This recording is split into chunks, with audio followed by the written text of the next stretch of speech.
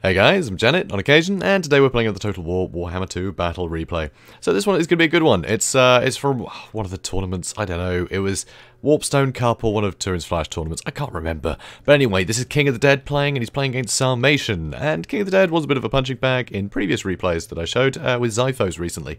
So I wanted to remedy that, so I wanted to see him playing against somebody else. So here you can see a load of Nehekara horsemen on either side, so a ton of light cav. Also, it's backed up by a load of skeleton chariots. So one really cool thing about skeleton chariots, which King of the Dead actually mentioned to me, which is pretty cool, is it's a great design choice actually. But anyway, the skeleton chariots, because they're in two rows, what tends to happen is the first row will charge into a braced unit, and then they'll lose that bracing for the next wave, which will hit them. But this is a nice design thing by CA, which I guess I noticed individually as a result of him pointing just that bit out, is there's 9 in a unit, so it's an odd number, which means that the units stack sort of, you know, at a zigzag, which means there's always a gap for the next row to come in, which means they don't get in each other's way, which is a lovely design choice. I think that's really cool. Anyway, enough of that. So he's also got some Tomb Guard at the front line. These guys will do well against Wood Elves. Oh, he's against Wood Elves, by the way. I should have mentioned that. Anyway, so Tomb Guard, they're pretty robust, they're pretty resilient, pretty good melee defense at 41, certainly good for undead troops anyway. And 50 armor is alright, it's not terrible, but that healing will keep them going a lot. So even if they do take a fair bit of damage, yeah, the Realm of Souls will keep them healed up. They're quite hard just to murder, honestly. War Dancers, you know, they won't get that through that 50 armor as well as they will a lot of other units, so they will shrug off a lot of the damage, and they can do a lot of damage in kind. They've got pretty good weapon strength at 42, and they don't really need armor piercing against Wood Elves, so they'll do really well. And frankly, Eternal Guard just can't kill them quick enough, so Tomb Guard tend to win out against a Wood Elf front line, which is nice. He also has Arcan the Black. Arcan the Black is a great pick. Being able to bog things down with skeleton warriors that he can summon is really useful, and Death Magic is really, really handy. Also, he has King Nakesh's Scorpion Legion. Everything's a tongue twister in this army. Anyway, King Nakesh's Scorpion Legion Spearmen, but they have poison, which is lovely. I love that. Just having something with poison, just cheap, is great. Also, some more Spearmen on the sides, along with some Skeleton Warriors, so just some extra chaff. But he also has some Skeleton Horsemen and some Carrion, which are in a bit of a tizzy at the moment, but anyway. Also, 2 more Skeleton Horsemen Archers, more Skeleton Horsemen, and more Carrion. There's just so many light, mobile units in this army. It's ridiculous. Anything like sort of a Way Watcher heavy army, or, you know, even Deepwood Scouts, anything like that, they're going to get run through. So, Sarmatian knows this, which is why he's got quite a cool thing going on his army. So, Glade Riders with Hagbane tips, they're going to be able to outrun most of that stuff pretty well. So, having something that can fire, and is also really mobile, can run away from a lot of this stuff, and it's alright in melee as well on the charge. It's a good idea. It's a really good idea. It keeps the archers safer, having, you know, something that can actually run around, which is pretty cool. It's nice to see, and that poison is really going to help. That poison missile damage helps control the flow of the battle. So, in the front line, War Dancers, they will get through Tomb Guard eventually, but they can also kill a load of Skeleton Warriors and things like that. They can kill a lot of chaff, but frankly, they've got good enough melee attack to be able to hit all the cheap art, sort of, you know, horsemen and things. Anyway, so they will get a lot of hits on other stuff, even if they're not using their anti-infantry bonus for it. But they can get completely walked through by chariots, and that is not good. But this is where Sarmatian's army shines. He's got Firebark Elders, Treekin, and Dirthu, so all these guys are not going to budge if they get charged. Just everything's going to get stuck on them. Any cavalry tries to charge towards Treekin, they're going to get stuck and beaten up. So if you can have the Treekin saturating the lines of War Dancers, they're actually going to be a really good, just difficult thing just to walk through. Also, there's a Branch Wraith. Branch Wraith, so healing, and also withering, so he can lower armor. And here, Dirthu, 100 armor, and you'll notice there is no armor piercing. None. None of this stuff is armor piercing. It's all rubbish. Actually, no, not even Arcan in melee. No armor piercing anywhere. It's ludicrous, the lack of armor piercing here. There is none. So having 100 armor on Dirthu is superb. Absolutely amazing. And he's got plenty of armor piercing himself, so if there are any constructs, he'd beat the crap out of them. And also, Sword of Death is incredible. Big AoE sort of, I mean, it's not a spell, it's free, but anyway, it's this thing down here. It'll do a ton of damage to multiple combatants. So, yeah, any Skeleton Warriors or Tomb Guard or even Cavalry or Chariots, anything like that, just takes a ton of damage. And it lowers their armor by 30, which means that these War Dancers will be fighting something with 20 armor in the case of the Tomb Guard while that's active, and the Tomb Guard are going to take so much damage from the Sword of Death. Sword of Death is great in this matchup because lowering armor, it'll also help against constructs, so it helps other things get more damage in. So there's also the Winterheart Guard. They are unbreakable, and a load of other what are they called? Eternal Guard. That's it. So, speeding things up, finally. So here we can see, this is bad. This is really bad. The Glade Riders are being really chewed to pieces. This is not good for the Wood Elves at all. And here, Skeleton Warrior has been summoned in the back, and that is trapping so many of these models. They don't have the mass. You know, they're only light cavalry. They can't run through this stuff very easily. So they're getting dragged back into combat, and they're going to take a lot of damage. Of course, the Eternal Guard can do pretty well to fight this stuff off, but the damage has kind of been done here already to the Glade Riders. They've suffered horribly. Over on this side, these Glade Riders are trying to fire, you know, what they can. They're going to shoot what they can. But these cheap archers here, the Skeleton Horseman archers, they're going to get a load of easy damage into here. Only 15 armor. These guys are going to take so much damage from missile fire. And you can see it's happening already. One volley from each of them, and that's 25% of the health. And here, Spirit Leech. So that's right, King of the Dead, he doesn't have any armor piercing, but it doesn't mean he doesn't have tools to deal with the big monsters. So this is brilliant, you know, having death magic is great insurance for this kind of thing. If you can just bog down something like Durthu with a load of crap, you can just Spirit Leech him all day. So that is going to be how Durthu may get killed here. That is the only way to deal with something like Durthu in this build. But it's Arcan, he gets a lot of magic. So here you can see the Skeleton Chariots did get stuck on Treekin, and they are taking a ton of damage. So even though the War Dancers did get charged and took a horrible amount of damage, here they've used Shadow's Coil to get their melee defense up to take less damage, which is pretty cool. And the Treekin have caught a load of Chariots and is just wailing on them. But unfortunately, the Glade Riders are getting dealt with, and this other cavalry is charging in the rear to catch the rest of the Glade Riders out. So that's basically all the Glade Riders gone now. They're not going to be able to withstand any of this. So over here you can see the Firebark Elders, they're running over to this side to keep these War Dancers safe, which is a good call. Here we're going to see an Earthblood, I believe. Nope, that's the Sword of Death. So Sword of Death is going to do a ton of damage to all these Tomb Guard, and it's going to help the War Dancers out. But unfortunately the War Dancers have been under a lot of pressure from the Chariots. Here, a Lamentation of Despair, which is Durthu's laser beam attack, obviously. It is tough to hit things like Chariots, but when he does, he can do a lot of damage. So over on this side, Arcan has joined the fray. The Chariots will be able to ride straight through these Eternal Guard. They are not braced. They're going to take a lot of damage from these guys because they don't have the armor to hold up against something like Chariots, which is really tough. It's really tough for them. Unfortunately, the Firebark Elders can only cover one flank of this flank, I suppose. Anyway, so Durthu, he's having a wonderful time. Earthblood is going to keep him healed up. So as he's getting injured by things like Spirit Leech, there we go. Yeah, that's what I'm talking about. He's going to get healed up by Earthblood, so he can sustain a lot. He can sustain a long, long time. So, over here you can see the Windheart Guard try to screen. Amazingly, these Glade Riders are kind of alive, but not for long.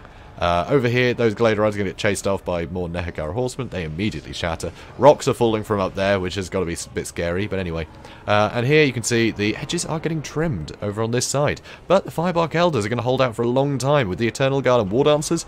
There's, well, fun for all the family, frankly. You know, the Firebark Elders took the charge there, which saved the low-armoured units, and now the War Dancers can get a load of damage in to any of the infantry, and the Eternal Guard will have that great anti-large. But this is an awful lot of pressure. This is an awful lot of Tomb King stuff, including their Lord, so that's not looking great. Over here, though, check it. All of this stuff is dying, horribly. Sure, the War Dancers got taken out, but King Nakesh's Scorpion Legion, 2 units of Tomb Guard, I think, have gone already. So, yeah, Durthu's doing pretty well here. But unfortunately, the Treekin are over here. The Treekin need to be over here. All this stuff is really, really, really, really vulnerable. Just horribly vulnerable, and the Chariots are on the move again. So that is really rough, and unfortunately this infantry is starting to get worn down. The anti-large, the Eternal Guard's gone, so that that cavalry is going to have a much better time. Lamentation of Despair, taking out 3 Chariots, and somehow a second Lamentation of Despair. How did that happen? Anyone? Anyone know? Anyway, here you can see the Branch Wraith is suffering a bit. Another big old Earthblood. That's great. So that's going to be really good. But unfortunately, he overcast it. So he may have healed himself up, but he also damaged himself horribly. So suddenly, he's in a bit of a pickle. Over on this side, though, like I said, the Chariots are just going to cleave through all of these guys. And with the cheap Archer Fire, almost out of ammo, but still, they're going to be useful horsemen after this anyway. So all that cheap Archer Fire, able to do a ton of damage to the Waywatch and the Windheart Guard to soften them up. And now it's pretty much just a couple of pockets. So you've got the Firebark Elders over here, and you've got Durthu and the gang over here. A Spirit Leech on the Branch Wraith, and Arcan is hunting him down as well.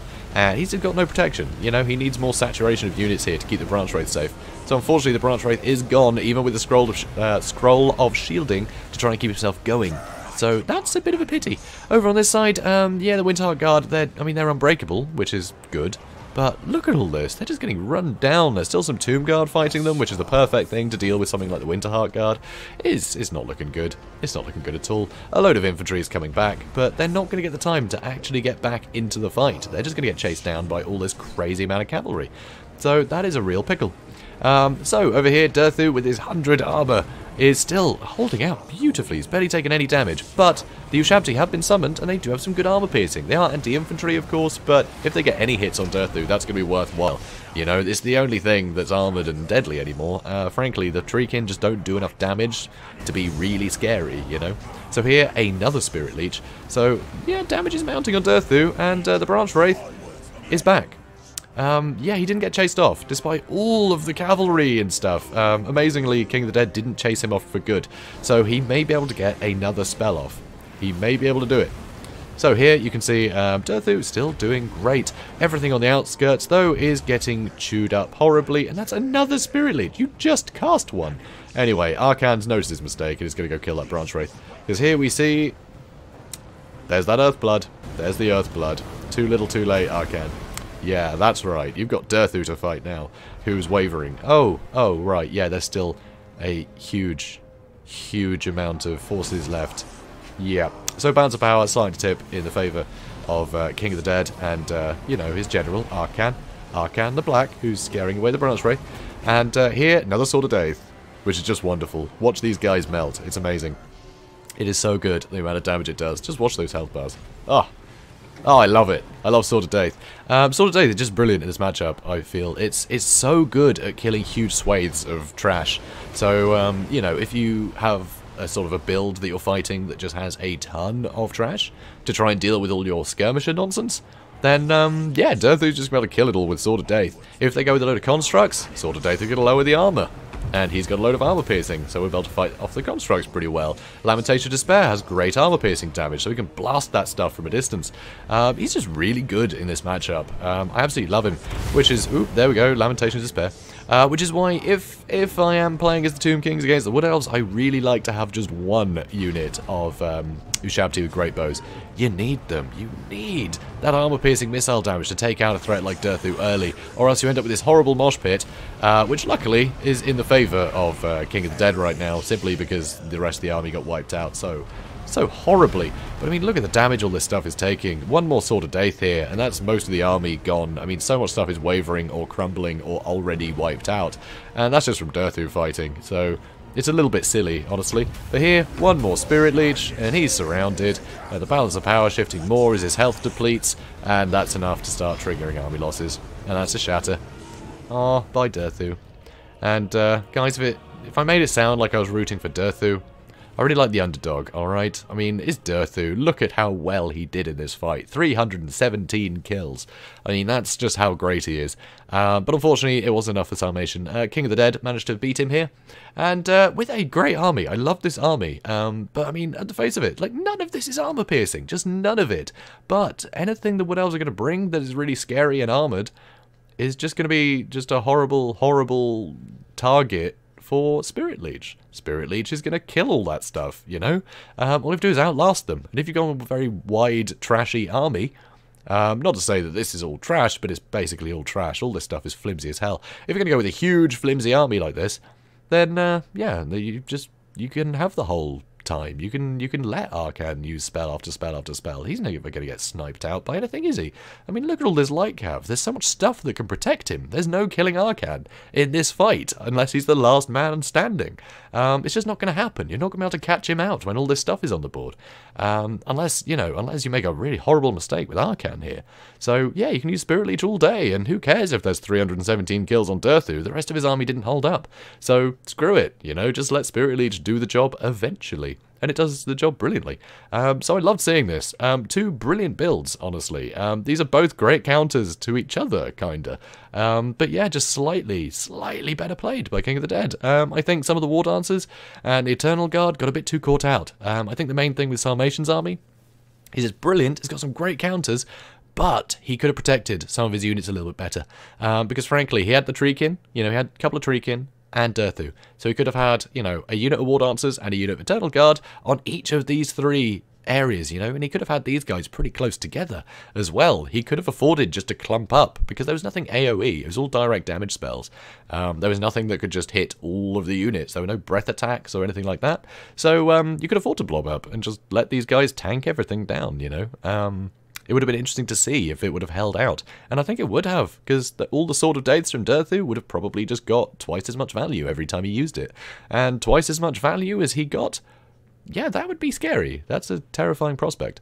So, yeah, but I mean, pretty great to see. Both of these players did brilliantly. And, yeah, I'm sure we'll see more of them on the channel. So, guys, if you enjoyed this, please do comment, like, and subscribe. And I will see you in the next one.